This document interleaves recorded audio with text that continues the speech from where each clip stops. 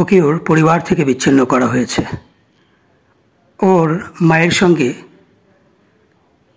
নির্মল পরিবেশে, জঙ্গলে, গাছের ডালে ঘুরে বেড়াতো এবং মায়ের সঙ্গেই ছুটে বেড়াতো ওর আপন ঠিকানায়।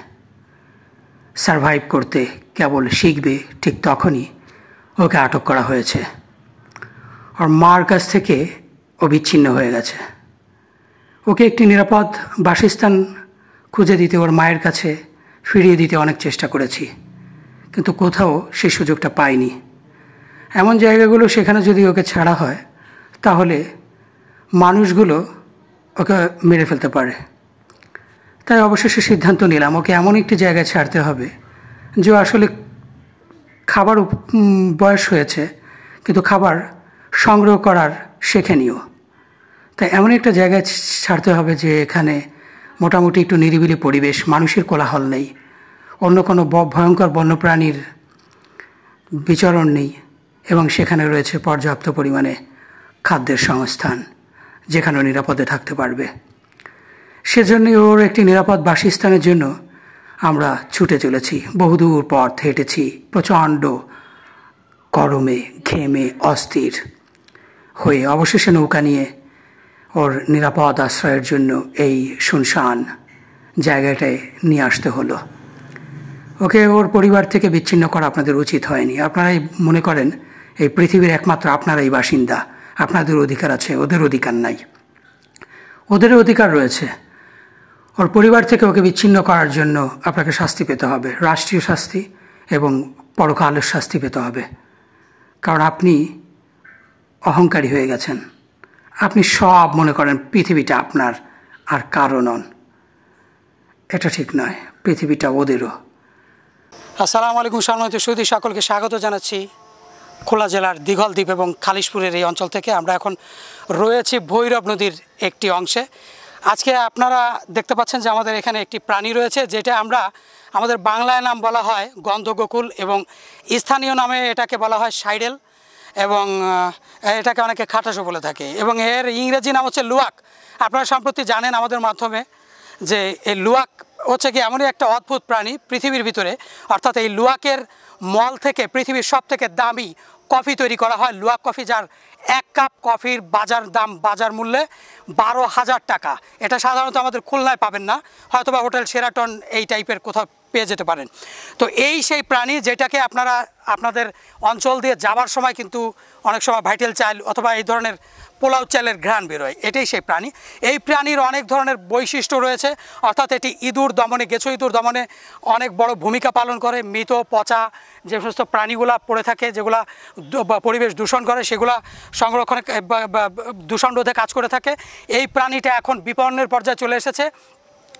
তো সাধারণত এখন এই যে জনবসতি বৃদ্ধি পাওয়ার ফলে এখানে লোকালয় বৃদ্ধি পাওয়ার ফলে কিন্তু এটা এখন বিপন্ন প্রজাতির দিকে চলে গেছে এবং এটা এখন লোকালয়ে খাদ্যের সন্ধানে এসে প্রায় কিন্তু মানুষের হাতে ধরা পড়তেছে। তো এখন এই যে বাচ্চা দুইটা, এটা আমরা গতকাল একটি বাড়ি থেকে উদ্ধার করেছিলাম, একজন দাদা তার বাড়ি থেকে উদ্ধার করেছিলাম। তিনি এই বাচ্চা দুটো পেয়ে 5-6 দিন ধরে লালন পালন করছিলেন।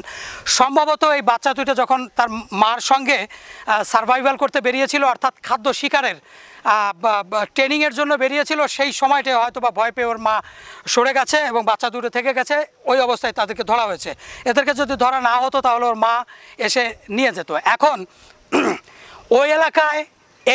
ওই এলাকার মানুষজন এখন যদি আমরা ওই এলাকায় ছেড়ে দিই, যেহেতু 5-7 দিন হয়ে গেছে, ওর মাকে খুঁজে পাওয়া যাবে কিনা জানি না, জনবহুল এলাকা, তা এখন ওইখানে এটা ছেড়ে দিয়ে আসলে খুব ঝুঁকিপূর্ণ। যার কারণে আমরা এমনই একটা, ওর যে বয়সটা আপনারা দেখতে পাচ্ছেন, ওকে এখন খাবার দিলে খেতে পারবে, তবে ওর নিজে শিকার করে খেতে পারবে না, পরিস্থিতিটা সেরকম। এখন আমরা যদি ওকে খাবার দিয়ে বাড়ি বসে ওকে অ্যাডাল্ট করতে যাই, তাহলেও কিন্তু বন্য পরিবেশের যে ক্যারেক্টারটা ওটা হারিয়ে যাবে এবং ওটা মানুষের ভিতরে থাকার অভ্যস্ত হয়ে যাবে, ওর বন্য স্বভাবটা নষ্ট হয়ে যাবে। এই জন্য ওকে এমনই একটা জায়গায় ছাড়তে হবে যেখানে বনের পরিবেশ, ও গাছে চড়তে পারবে এবং ও পর্যাপ্ত পরিমাণে খাবার পাবে। তো সেরকমই একটা জায়গা আমরা আজকে সকাল 11টা থেকে অনুসন্ধান চালিয়ে যাচ্ছি, চেষ্টা চালিয়ে যাচ্ছি যে এই প্রাণীটা কোথায় গিয়ে সারভাইভ করতে পারে, সেখানে সহজে খাবার পেতে পারে এবং মা ছাড়া টিকে থাকতে পারে, সে তেমনই একটি পরিবেশ। আমাদের সঙ্গে ছিল আমাদের বটবৃক্ষ সৈয়দ শাহজাহান, সে আমাদের সঙ্গে ছিল।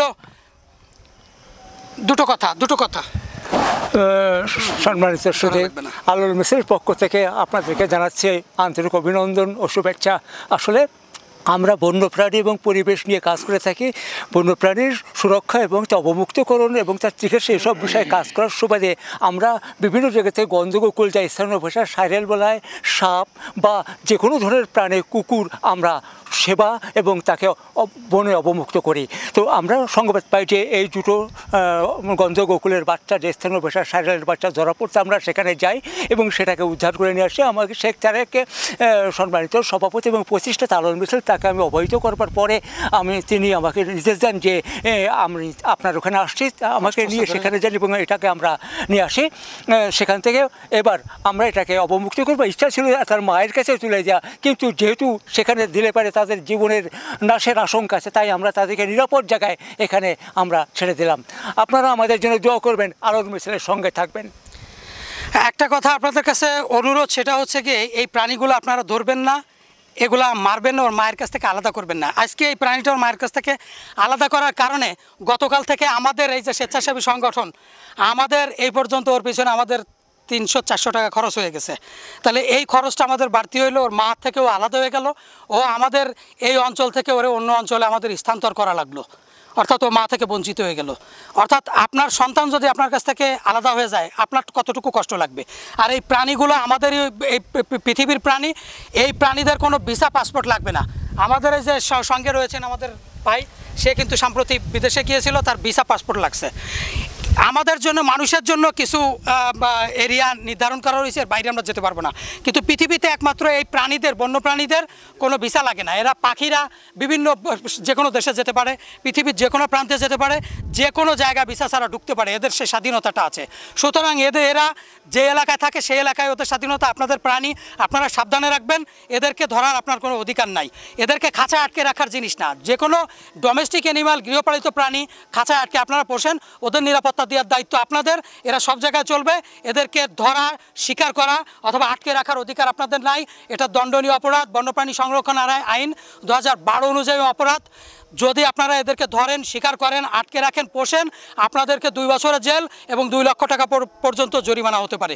সুতরাং এর থেকে আপনারা সকলে বিরত থাকুন, বন্যপ্রাণী সংরক্ষণে সকলে এগিয়ে আসুন। সকলকে অসংখ্য ধন্যবাদ। আসসালামু আলাইকুম। আমরা এখন ওকে রিলিজ করে দেব। আমরা চাইব যে ওরা বেঁচে থাকে পৃথিবীতে, পৃথিবীটা ওদের। আমরা যারা এই পৃথিবীর মানুষ, আমরা আসলে আগন্তুক, মুসাফির।